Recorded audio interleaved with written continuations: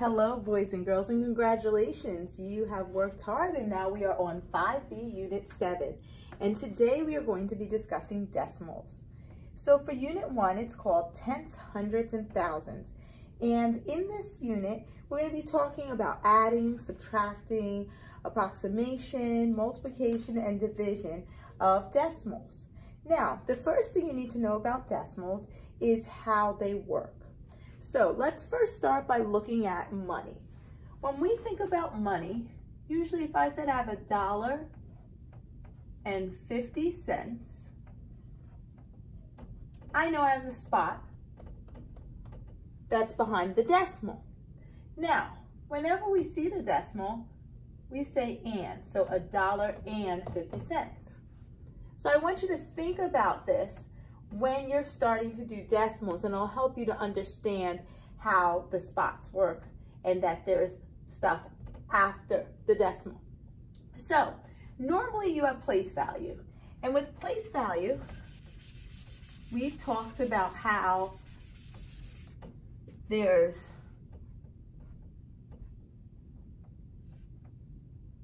tens, ones, hundreds, thousands, and with the thousands we know there's a comma, and how it kind of goes in sets of threes, right? Thousands, 10,000, 100,000. Now with decimals, we're working after. So we have this, which is and then we have some lines that come after. So I only have one ones. On this side I have tens, but on this side I have 10th, because it's after the decimal. So we put the TH. So TH means that it's like a fraction of the whole. This is a whole number, and this is a fraction. So if I had this, I'd say 5 and 8 tenths. Now, after tens comes hundreds. So here it's a hundredths. So if I said this, I would say 5 and 83, and wherever I stop, I say it, hundredths, okay? Now, if I added another one, we again have the after the decimal, okay? And so if I added another one, I would say 5 and then you just read this normal, 832, and then wherever you stop, thousands. Okay, so that's how you read it. And reading it is going to help us a lot when it comes to fractions. But you got to remember the spot. So after thousands, it's the same as the other way. So after thousands, we have 10,000. So here we have 10 thousandths with the TH. And after 10,000s, we have 100,000. Well, we have that over here too, but it's 100 thousandths. And then all we do is we look at the number. So if I was to give you 6, 5, 4, 3, 2, 1, 4, 3, 2, 1, I would say 654,321 or 321 and 4,321. So I went 1, 2, 3, 4, 1, 2, 3, 4, 10,000. So 654,321 and 4,321 10,000ths. And that's how you would read that. So now, if you were at the store and you had some money in your hand, and you need to figure out, how much money do I need to bring? So you look on the little sign and maybe you see an item that says, oh, this cost $2.78. So with decimals, just like with money, because it's the same thing, you want to approximate or estimate. So if I saw $2.78, I'd say, well, I need to bring in about $3. Notice how I changed these to zeros, and this 7 made this 2 go up. So let's say I have 5, 7, 4, 2. Okay, and I want to figure out what is this rounded to the nearest, now I'm talking rounding, rounded to the nearest whole number. Well, this is a whole number because I can make 57 pizza pies. This is a part of a number, okay? So if it's before, it's a whole number. So this represents 57 wholes. Just like if I put a dollar sign, it'd be $57. This would represent change or part of a number. So 57, and I have to round to the nearest whole number. Well, here's what I'm looking at.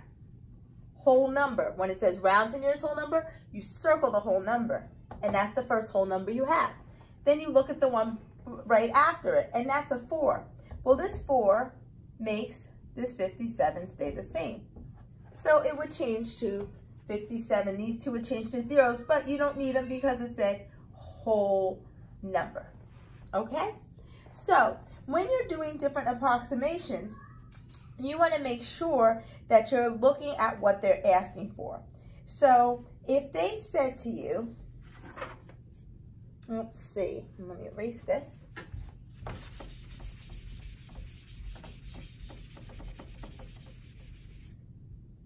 They want you to approximate which one, let's see, how big is the weight of a watermelon? So they say a watermelon is about 2.895. So they said about how much is the watermelon? So you could say the watermelon is 2.9. They can't see you. You could say the watermelon is about 3. There's a lot of different ways. When we're approximating, we're saying about how much. Okay? Now, if they said round, they would give us specific details. They would say, okay, round to the nearest 10th. So then we would say, there's the 10th. What comes before it? And so this is the only number it would affect. So we'd have 2, and then this would change to a 9, and there we go, to the nearest 10th. Now, again, if they said round to the nearest 100th, then if we had the same number, 2.895, and they said round to the nearest 100th, then we would underline or circle the 100th spot, and this 5 would make this 9 go up. So that means this changes to a 0 because it goes to 10. Carry the 1, 2.90. So as you can see, if it's saying round to a specific thing, you circle that spot. But if it says about, to approximate, to estimate, you're just going to take a guess. Any one of these would be right. But when they ask you specifically, you need to circle what they're asking. Now, let's move on to when we're looking at numbers and we're trying to determine what is greater than or less than. A lot of times people have trouble with that, but sometimes they overthink it. So when we look at numbers, if we're looking at a set of numbers that, let's see, we have 4.6 and we have 4.58. And we want to know what's going to go in here, greater than, less than, or equal to. Well, I have 4.6 and 4.58, and I might say, I don't know. But if you think of that money thing, 4.6 only has one number. This has two numbers, so it's kind of hard to tell. I'm going to put a 0 there to hold the spot. So then I have 4.60 and 4.58. Now 4 and 4 are the same. So I can't really use that to help me. 6 and 5. Well, I know 6 is bigger than 5, therefore that is bigger. And it's almost like doing ABC order. You go and go and go until you find something that's bigger. All right, let's try another one.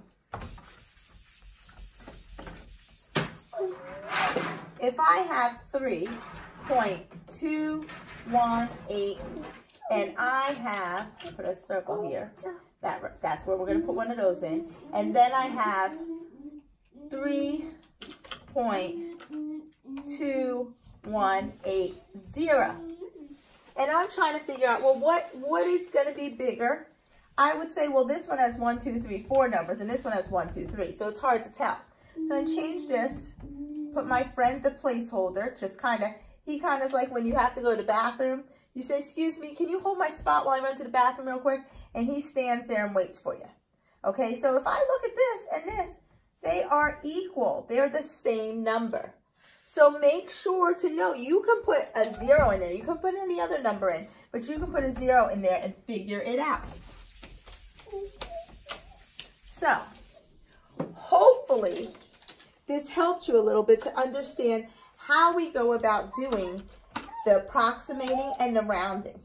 Now, when we say it, we need to make sure that we're looking at what the last spot is after the decimal, counting it and saying the spot. So we have to memorize tenths, hundredths, thousandths, 10,000ths. And then it continues 100,000ths.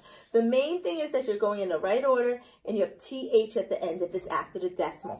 And when you say decimal point, you say and. That's the only time you're going to say and, when you say a number. Okay, well, I hope you enjoyed this lesson.